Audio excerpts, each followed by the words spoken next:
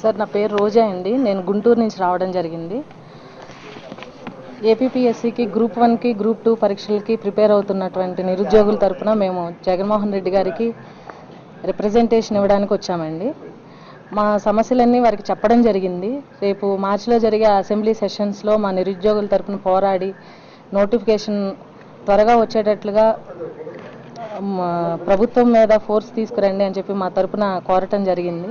ఇక్కడ మేము ప్రధానంగా ఏ విషయాలు చర్చించామంటే, ఇప్పుడు మనకి రాష్ట్ర విభజన జరిగినప్పుడు అన్నదమ్ముల్లాగా విడిపోదాం అని చెప్పి అనుకున్న మేము తెలంగాణ పబ్లిక్ సర్వీస్ కమిషన్ విభజనలో వాళ్ళకి రాకపోయినా కానీ వాళ్ళు తెలంగాణ పబ్లిక్ సర్వీస్ కమిషన్ ఏర్పరచుకున్నారు. సిలబస్ మీద హరిగోపాల్ కమిటీ వేశారు. వాళ్ళకి కమిటీ రిపోర్ట్ కూడా ఇచ్చింది. రేపు ఎల్లుండో నోటిఫికేషన్ ఇస్తామన్నట్టుగా వాళ్ళ వడివడిగా అడుగులు పడుతున్నాయి వాళ్ళకి నోటిఫికేషన్స్ వైపు.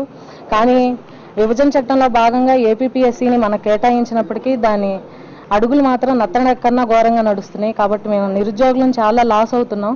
ఇప్పటికే 58 సంవత్సరాలని ఉద్యోగుల సర్వీస్ని 60 సంవత్సరాలు చేయటం వల్లే మేము నిరుద్యోగులకి ఇది కోలుకోలేని దెబ్బని చెప్పి భావిస్తున్నాం. కాబట్టి ఉన్న పోస్టుల వరకు మనకు రాష్ట్ర విభజన సందర్భంగా ఎన్ని పోస్టులు అయితే కేటాయించారో ఆ పోస్టుల వరకైనా కానీ ఏదో అరకొర నోటిఫికేషన్స్ కాకుండా ఉద్యోగ మేళాలాగా కండక్ట్ చేయాల్సిందిగా కోరుతున్నాము. చంద్రబాబు నాయుడు గారు ఎన్నికల వాగ్దానంలో చెప్పినట్టు ఇయర్లీ క్యాలెండర్ అమలు చేస్తామని చెప్పారన్నారు. గత ముఖ్యమంత్రి కిరణ్ కుమార్ రెడ్డి గారు కూడా ఇయర్లీ క్యాలెండర్ తెస్తామని జీవోస్ కూడా పాస్ చేశారు. కాబట్టి ఇయర్లీ క్యాలెండర్ తీసుకొచ్చి ఇయర్లీ నోటిఫికేషన్స్ పాస్ చేస్తే నిరుద్యోగులందరికీ న్యాయం జరిగిద్దని చెప్పని కోరుకుంటున్నాము. జగన్ గారు బాగా పాజిటివ్గా స్పందించారు. వీళ్ళనంత న్యాయం చేస్తాము, రేపు అసెంబ్లీ సెషన్స్లో రైజ్ చేసి అని చెప్పడం జరిగింది. థ్యాంక్స్ చెప్పుకుంటున్నాం అండి జగన్ గారు. నా పేరు వాసు అండి, ప్రకాశం జిల్లా నుంచి వచ్చాను. మాకు 2-3 ఇయర్స్ నుంచి ఉద్యోగాలు లేని కారణంగా మేము ఇక్కడ హైదరాబాద్లో చదివి మా డబ్బులు కూడా లేవు.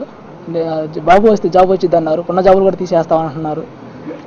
నిరుద్యోగ భృతి ఇస్తా అన్నారు, అది ఇంతవరకు ఏమీ లేదు. నిరుద్యోగ భృతి కూడా ఇంతవరకు రేపు అసెంబ్లీలో మాట్లాడిన జగన్ గారిని అడిగాము. అది ఆయన పాజిటివ్గా స్పందించి చూస్తామని చెప్పారు sir. Thank you sir.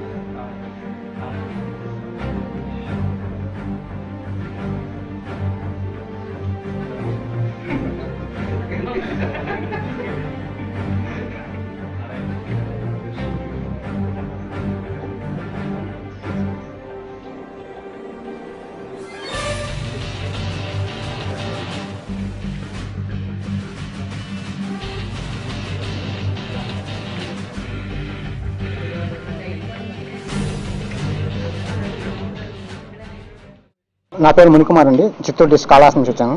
Actually ఇక్కడ more than 2 lakhs peoples Ashok Nagar city centre లైబ్రరీలో కోచింగ్ తీసుకుని ఎగ్జామ్స్కి ప్రిపేర్ అవుతున్నాను, కాంపిటేటివ్ ఎగ్జామ్కి. స్టేట్ విభజన తర్వాత గెజిటెడ్ పోస్టుల కన్నా లోకల్ పోస్టులు, డిస్ట్రిక్ట్ వైజ్ పోస్టులు నోటిఫికేషన్ ఇవ్వచ్చు. అయిన పాత్రలు పంచాయతీరాజ్ శాఖ మంత్రి లాస్ట్ 3 months నుంచి నోటిఫికేషన్ రేపు నెలాఖరు అంటున్నారు. ఇది చాలా దారుణం. సో ఈ అసెంబ్లీ బడ్జెట్ సెషన్లో ఈ నోటిఫికేషన్ గురించి జగన్ గారి తరఫున మా తరఫున జగన్ గారు కూడా ఆయనకి మెమరాండం ఇచ్చాము. సార్ చాలా పాజిటివ్గా స్పందించారు. గవర్నమెంట్ ఇలా ఇంకొక మంత్రి స్థాయిలో ఉన్న వ్యక్తి ఇలా ఇవ్వడం వల్ల నిరుద్యోగులంతా చాలా ఆతృతగా ఎదురు చూస్తున్నారు. నోటిఫికేషన్ వస్తుందేమో అని డబ్బులు ఖర్చు పెట్టుకుని కోచింగ్ తీసుకుంటున్నారు. అది కాదు. మేము ఏం కోరుకుంటామంటే ఒక పర్టికులర్ క్యాలెండర్, ఇయర్లీ షెడ్యూల్ అనేది ఉంటే బాగుంటుందని చూస్తున్నాము.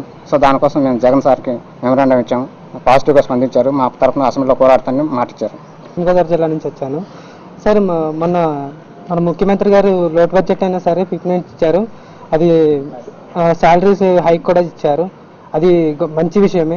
కానీ అంత బడ్జెట్ గవర్నమెంట్లో లేకపోయినా అంత ఇచ్చినందుకు చాలా సంతోషించాల్సిన విషయం. కానీ ఇక్కడ మేము నిరుద్యోగులు, మాకు చిన్న నోటిఫికేషన్ అనేది ఇస్తే కనుక ఆశతో చదువుకుంటాం. చాలా 2010 నుంచి ఇక్కడ నుండి చదువుకుంటున్నాము. ఇప్పుడు ఇంటికి వెళ్ళి ఏమైనా పని చేసుకుందామా అన్న, ఇప్పుడు ఏదో చేస్తామనే కదా వెళ్ళావు, ఏమైంది ఉద్యోగాలు ఏమయ్యాయి, చదివామని చదవలేదా అని పరులు అంటారు, సోలాలు గుచ్చుతున్నారు, విమర్శిస్తున్నారు గట్టిగా.